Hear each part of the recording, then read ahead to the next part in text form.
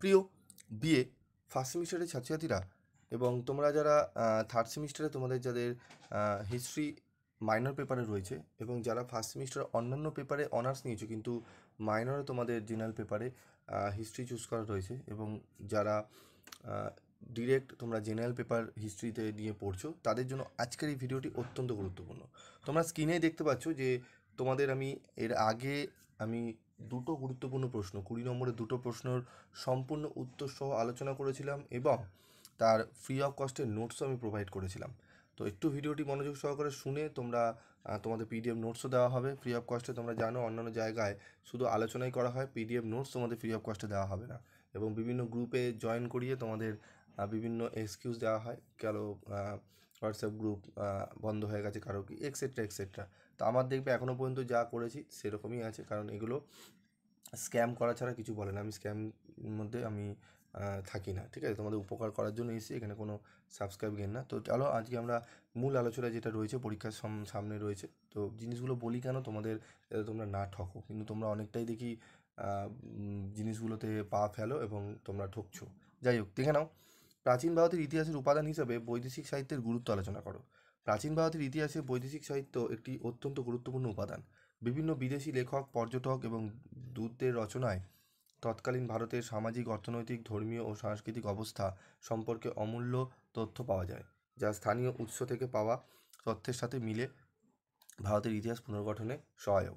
প্রাচীন ভারতের রাজনৈতিক ইতিহাস, বাণিজ্য সম্পর্ক, ধর্মীয় আচার অনুষ্ঠান ও দৈনন্দিন জীবনের বিবরণ এ ধরনের বৈদেশিক সাহিত্য থেকেই জানা যায়।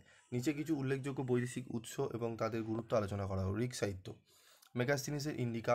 চন্দ্রগুপ্ত মৌর্যের দরবারে গ্রিক রাষ্ট্রদূত মেগাস্তিনিস তার ইন্ডিকা গ্রন্থে ভারতের ভৌগোলিক, সামাজিক ও রাজনৈতিক দিক তুলে ধরেন।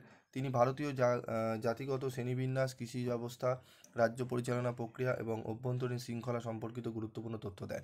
রোমান সাহিত্য। রোমান সাহিত্য এবং বাণিজ্যিক দলিলগুলো থেকে জানা যায় যে রোমানরা ভারত থেকে মশলা, সোনা, রেশম ইত্যাদি আমদানি করত।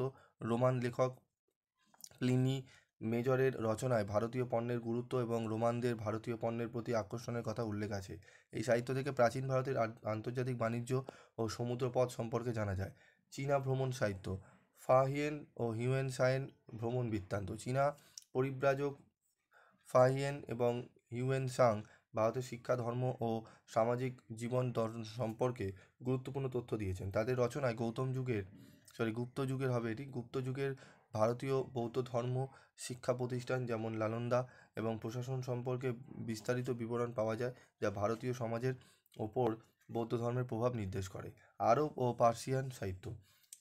ইবনে বতুতার ভ্রমণ বৃত্তান্ত। ইবনে বতুতা তার রচনায় দিল্লি সুলতানদের রাজত্বকালে ভারতের প্রশাসন, বিচার ব্যবস্থা এবং সামাজিক প্রথা সম্পর্কে বর্ণনা করেছেন। এছাড়া অন্যান্য আরব ভূগোলবিদরা ভারতকে আল হিন্দ নামে উল্লেখ করে বাণিজ্যিক কেন্দ্র হিসেবে ভারতের গুরুত্ব তুলে ধরেছেন। ঠিক আছে।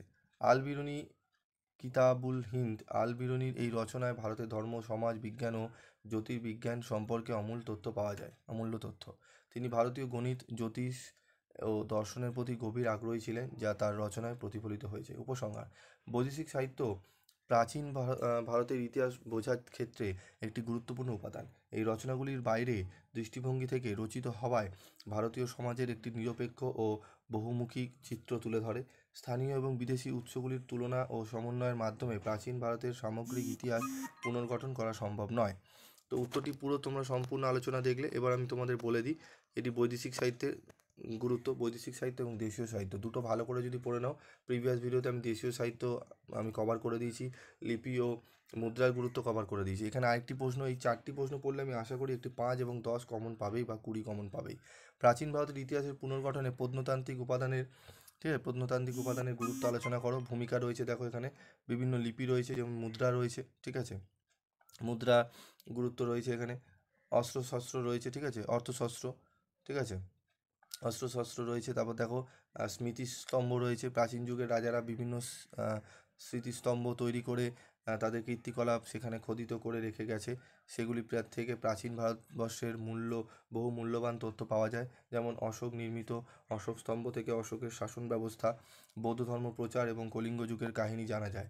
দিল্লির নিকট চন্দ্ররাজ নির্মিত লৌহ স্তম্ভ থেকে তৎকালীন সময়ের শিল্পকলার পরিচয় পাওয়া যায়। অলঙ্কার। প্রাচীন ভারতের নারী পুরুষ সকলেই বিভিন্ন ধরনের অলংকার পরতো। এই অলংকারগুলি মৃত্তিকা, তামা, ব্রোঞ্জ প্রভৃতি দ্বারা নির্মিত হতো। সিন্ধু সভ্যতায় প্রাপ্ত অলংকারগুলির মধ্যে মাটি ও ব্রোঞ্জের অলংকার পাওয়া যায়। সোনা রূপার অলংকার তাদের মধ্যে বিশেষ প্রচলিত ছিল না। আবার গুপ্ত যুগে সোনা, রূপা, ব্রোঞ্জ সমস্ত অলংকারই বেশি পরিমাণে ব্যবহার করতো। এ থেকে প্রাচীন ভারতের শ্রেণীবিন বৈষম্যের কথা জানা যায়। তারপরে রয়েছে দেখো স্থাপত্য ও ভাস্কর্য। তো এই যে সম্পূর্ণ আলোচনাটি হলো, এই সম্পূর্ণ আলোচনার পিডিএফ ফাইল তোমরা পাবে কোথায়? তোমরা পাবে হচ্ছে তোমাদের এই ভিডিওর কমেন্ট বক্সে একটি লিঙ্ক দেওয়া রয়েছে। কমেন্ট বক্সে লিঙ্ক দেওয়া থাকবে, সেই লিঙ্কে তোমরা ক্লিক করলেই তোমরা সরাসরি গ্রুপে জয়েন্ট হয়ে যাবে। সেই গ্রুপে তোমাদের পিডিএফ ফাইল দিয়ে দেওয়া হবে এবং সেগুলো পড়ো তোমরা। এবং আরও তোমাদের আলোচনা ক্লাস হবে এবং ক্লাস চলতে চলতে যে ক্লাসে আলোচনাগুলো হবে সেগুলো পিডিএফ নোটস তোমরা পেয়ে যাবে। এবং তোমাদের সেকেন্ড সেমিস্টারও ইতিহাসের অনার্স এবং জেনারেল যারা তোমরা সাজেশান পেতে চাও, চ্যানেলটি সাবস্ক্রাইব করে রাখো। এবং যারা ক্লাস করতে চাও, ক্লাস তোমাদের কিন্তু 120 টাকা করে পার মান্থ, ঠিক আছে? প্রত্যেকটা সাবজেক্টে তুমি ক্লাস যদি করতে চাও 120 টাকা করে পার মান্থ। 3 মাসের মধ্যে তোমাদের কিন্তু সিলেবাস কমপ্লিট করে দেওয়া হবে এবং যদি এক্সট্রা মান্থ পড়ে সেগুলো তোমাদের কিন্তু এক্সট্রা তোমাদের ফ্রি অফ কস্টে সেগুলো করিয়ে দেওয়া হবে। তো তোমরা যারা নিতে চাও তারা অবশ্যই 7278981430 এই নাম্বারে যোগাযোগ করে অ্যাডমিশন নিতে পারো। আজকের মতো ভিডিওটি শেষ করছি, দেখা হচ্ছে পরবর্তী ভিডিওতে। সকলে ভালো থাকবে, সুস্থ থাকবে।